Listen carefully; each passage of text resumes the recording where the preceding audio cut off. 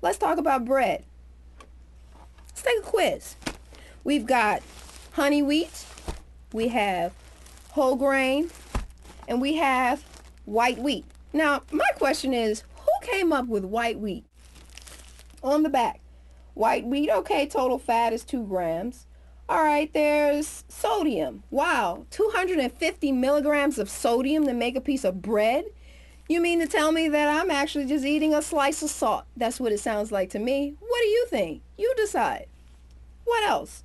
Carbs, 23 grams. Well, we're not going to judge the carbs because right now we're more concerned with the sodium. Everything seems to have a lot of salt in it. And we wonder why so many people are coming up as with diabetes or high blood pressure.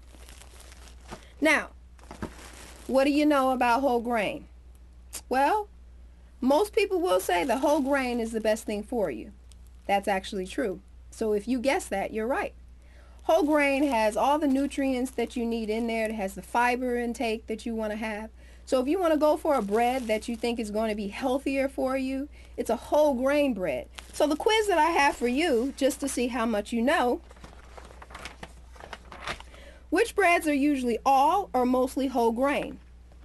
Would that be multigrain? Would it be rye? Or would it be pumpernickel? You decide. And when I tell you the answer, I'd like to know who got that right. Well, the answer is whole wheat bread. Wheat bread is the healthiest bread for you, and whole grain bread is the healthiest bread for you.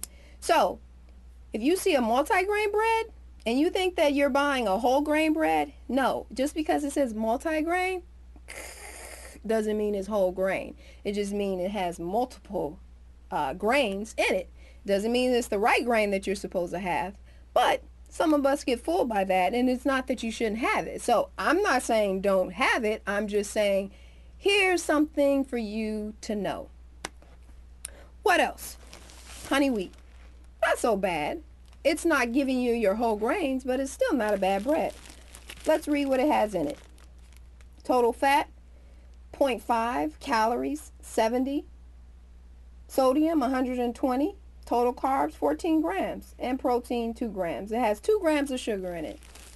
I would say that if I had to give someone a recommendation, this bread really wouldn't be such a bad bread if you wanted a soft bread or something that just didn't feel as healthy to you. Sometimes I buy it, and that's okay. I'm not saying any of these choices are just wrong. I'm just telling you to be careful. So, if you have other things in your refrigerator, such as condiments, white type dressings, you have croutons and breads and things like that to help you think that you're eating something a lot healthier, begin to read what's on the back. Let's talk about fish. Now, of course, I don't have a display of fish here. And sometimes we love to prepare fish different ways. We like to fry our fish. We like to bake our fish. We like to pan-sear our fish. We like to do different things with our fish. And that's not what we're going to talk about. We're not talking about how we prepare our fish. Let's talk about a particular fish that I want you to be aware of. Let's talk about salmon, pink salmon. Most of you have gotten concerned about a salmon where they have color added on it. Well, I'd like to inform you that it's not the color that's added in the salmon. It's the chemicals that they put in the water for farm-raised salmon that fish are feeding off of that they don't put on the labels that are not so healthy for you. So if any of you are concerned about the color added salmon, I wouldn't be as concerned. What I'd be concerned about are farmers and what they're doing to our fish and how polluted the water can become with so many salmon all in the same water, and what they're injecting in that in order to kill off certain germs that begin to develop with so many fish in the same water. Be concerned about that. Farm raised is something I'd really be careful about. Another fish, tilapia, farm raised. Not a bad fish, could be healthy for you.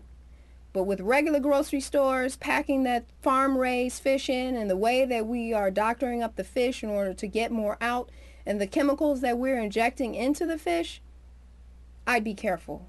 What about you? Now, we talked about the foods in your refrigerator. But I also like to talk about some other things, which is let's talk about what the exercise for the week is going to be. Because I'm Maria B., the fitness doctor, and of course we're talking about food. We can't leave out the exercise. So let's focus on abs. Abs is our exercise for the week. Everybody wants a six-pack. Everybody wants a tight core. Everybody wants to get ready for the beach. Everybody wants to show off to their mate. Everybody wants abs. Well, guess what? Let's talk about some of the exercises for abs. Now, if you know that you don't do that many exercises for your abs, but you're complaining about the way they look, let's change that around. Let's start focusing a little bit more on doing different ab exercises and using that and incorporating that at the very beginning of your workout as opposed to at the very end of your workout. Let's try that. Let's change it up for a while and let's do maybe 10 minutes of abs as opposed to maybe just doing 2 minutes of abs when you're tired and ready to just leave the gym.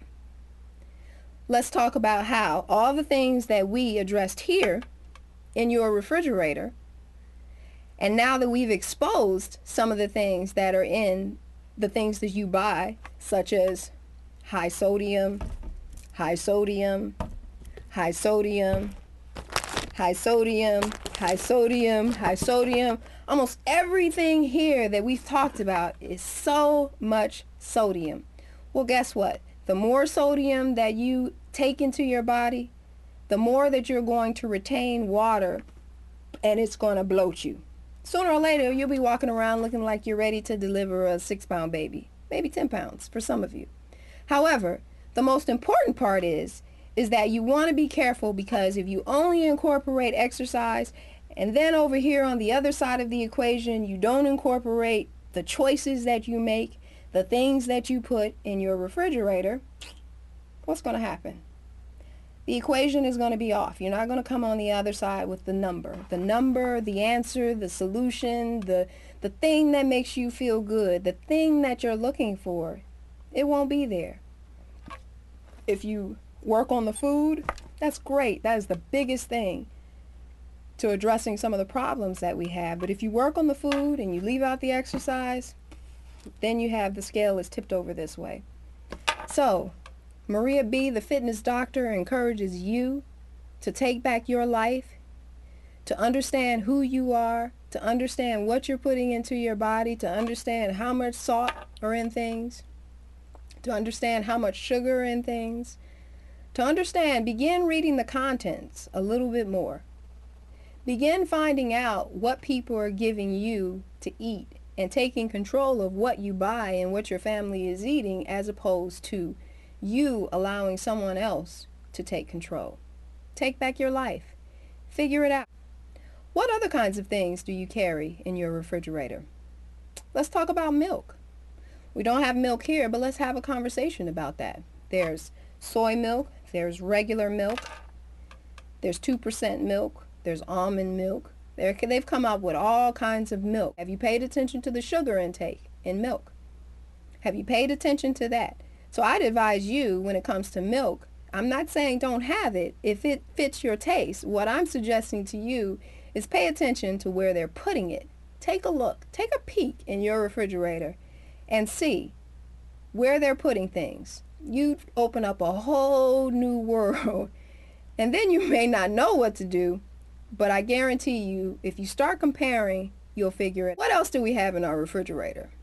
Well, do we have fruits and vegetables? Fruits and vegetables is contents that you should have in your refrigerator. We talk about the things that we want to eat for meals, but let's talk about the things that we also need to make sure that we incorporate. What about vegetables? Do you have broccoli? Do you have spinach? Do you have green beans? Fresh. If we start taking a look at some of our habits, then I think that we'll open up a whole new world to why things and choices may be the way that they are. It's just habit is exactly what it is. And not changing everything at one point, but making a change for at least one thing at a time. But every Tuesday, Maria B., the fitness doctor, is here to talk about taking back your life,